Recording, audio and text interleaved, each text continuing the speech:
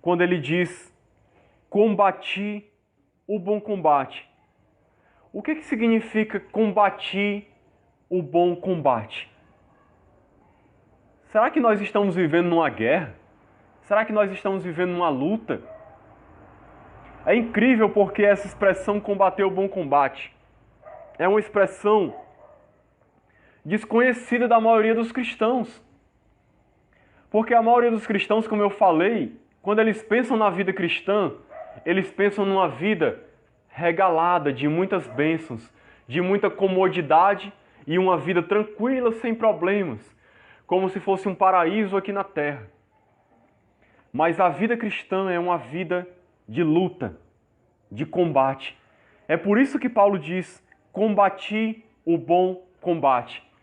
Por que é o bom combate? Porque é o combate de Deus, não é o combate dele mesmo. É a luta que Deus deu para ele lutar. Vamos ver aqui 2 Timóteo capítulo 2, o mesmo livro, voltando um pouquinho, no capítulo 2, versículo 3 e 4, para a gente entender um pouco melhor. Versículo 3 diz assim: participa dos meus sofrimentos como bom soldado de Cristo Jesus. Veja que Paulo está dizendo para Timóteo: Timóteo, participa dos meus sofrimentos. Em outras palavras, se envolve comigo, Timóteo. Eu estou envolvido na obra de Deus. Eu estou envolvido no combate do Evangelho. Não fuja dessa batalha. Participa comigo dos meus sofrimentos. Por quê? Porque quando você vier para lutar, você vai sofrer. Mas é por uma boa causa. É pela causa do Evangelho. É pela pregação do Evangelho nesse mundo. Então venha, Timóteo. Não se acovarde, não fuja. Participa comigo dos meus sofrimentos. E ele diz: como bom soldado de Cristo Jesus. Todos nós somos soldados de Cristo Jesus. Isso mostra que nós estamos numa guerra. Versículo 4 diz: nenhum soldado em serviço se envolve em negócios desta vida, porque o seu objetivo é satisfazer aquele que o arregimentou. Olha só, irmãos. Paulo não está querendo dizer aqui que você agora vai viver só para pregar o Evangelho, para fazer a obra de Deus e não vai se envolver em nada de maneira absoluta nessa vida. Não é isso que Paulo está dizendo. Mas quando ele diz que o bom soldado não se envolve nas coisas desta vida para poder agradar aquele que o arregimentou, ou seja, aquele que o alistou para a guerra. Quem foi que nos alistou para a guerra? Foi Jesus. Quando foi isso? No dia que ele nos chamou e que a gente disse: Jesus, eu quero te reconhecer como o Senhor da minha vida. Naquele dia, você estava sendo alistado para uma guerra. Naquele dia, você se tornou soldado de Cristo. Eu não sei se você compreendeu isso naquele dia, mas isso é uma realidade. Você foi chamado para uma guerra. Você foi chamado para lutar, para combater o bom combate. Então, quando ele diz que a gente não deve se envolver em negócios desta vida, não é de uma maneira absoluta. O que ele está querendo dizer é que os negócios desta vida não podem ser prioridade para nós de tal maneira que a gente venha deixar o bom combate de lado e esquecer que a gente está lutando pela causa do Evangelho, pela fé evangélica, e que a gente está pregando a mensagem da cruz, combatendo contra as fortalezas do inferno. É por isso que na palavra de Deus diz assim, que as portas do inferno não prevalecerão contra a minha igreja. Quando fala de portas do inferno, está falando das portas da fortaleza do inferno. As portas era que dava a segurança da fortaleza. As portas são trancadas para que ninguém invada a fortaleza. E o que Deus diz quando diz que as portas do inferno não prevalecerão contra a igreja? Significa que a igreja está numa guerra, avançando como um exército contra as fortalezas do diabo. Nós todos os dias estamos cercando as fortalezas do diabo quando estamos pregando o Evangelho. E nós estamos indo contra as portas do inferno por meio da pregação da cruz. Quando nós estamos pregando o Evangelho como bons soldados de Cristo, nós estamos arrombando as portas do inferno para entrar naquelas fortalezas e resgatar aquelas vidas que estão perdidas, que estão escravizadas por Satanás ali naquelas fortalezas. É isso que a igreja faz. Essa é a missão da igreja. É invadir essa fortaleza do inimigo, tirar as vidas de lá. E isso, irmãos, não acontece sem guerra. Não acontece sem luta. É uma guerra travada dia após dia. Quer a gente entenda que está nessa guerra ou não, a gente está nela. Desde o dia que a gente reconheceu a Cristo como nosso Senhor e Salvador. Então, quando um soldado está numa guerra, qual é a maior preocupação dele? É vencer a guerra. É vencer o inimigo. É conquistar o território inimigo. É libertar os que estão presos lá, os que estão escravizados, os prisioneiros de guerra, o povo que está sofrendo por causa daquele inimigo. Esse é o objetivo do soldado. Agora você imagine um soldado que está no meio de uma guerra e de repente ele começa a se preocupar apenas com a vida dele e esquece da guerra onde ele está.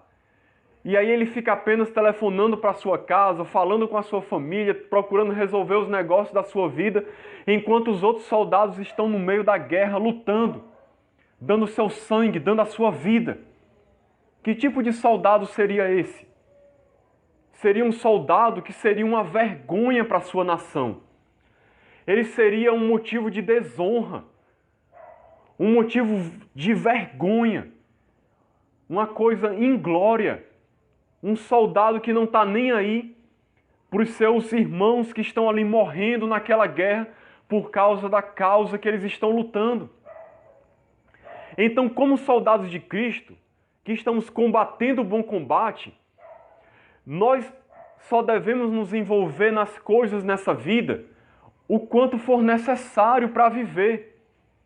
Nem um centímetro a mais, nem um minuto a mais, somente aquilo que for preciso para poder viver uma vida conforme a vontade de Deus. Nós não podemos nos entregar nem um minuto a mais do que o necessário nas coisas deste mundo, porque nós não podemos perder o foco de que nós estamos lutando pelo reino de Deus. Se a gente não combater o bom combate, o exército de Deus vai sofrer, como está sofrendo nos dias de hoje. Porque tem pessoas que estão na trincheira, estão guerreando, estão dando a sua vida, estão derramando o seu sangue pela causa do Evangelho, enquanto muitos soldados de Cristo estão acovardados, preocupados com a sua vida. Não estão ligando para o Senhor que os alistou, não estão ligando para o seu general que está na frente da batalha lutando.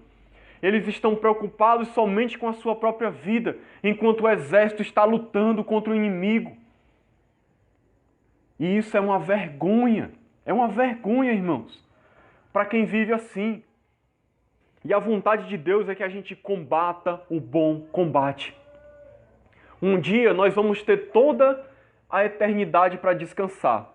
Quando a gente partir dessa vida, nós vamos ter toda a eternidade para descansar no céu, para louvar a Deus, para poder engrandecer o nome do Senhor, para viver em tranquilidade sem problema nenhum.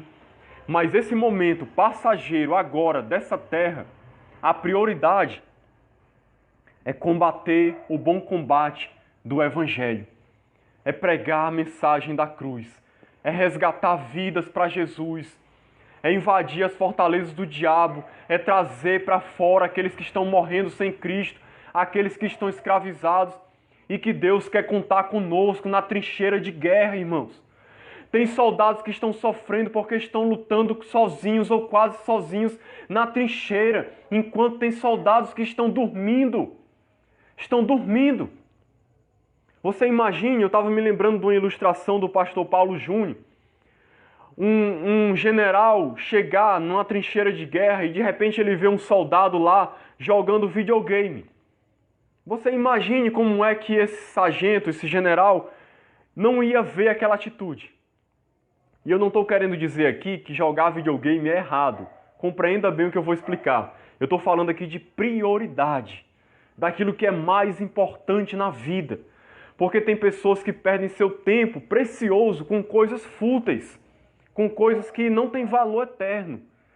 Então imagine você estar na trincheira de guerra, com o celular na mão, jogando videogame, enquanto tem soldados do seu lado que estão morrendo e tem inimigos atirando contra você e invadindo. Isso seria uma atitude vergonhosa, uma atitude de desonra para aquela nação.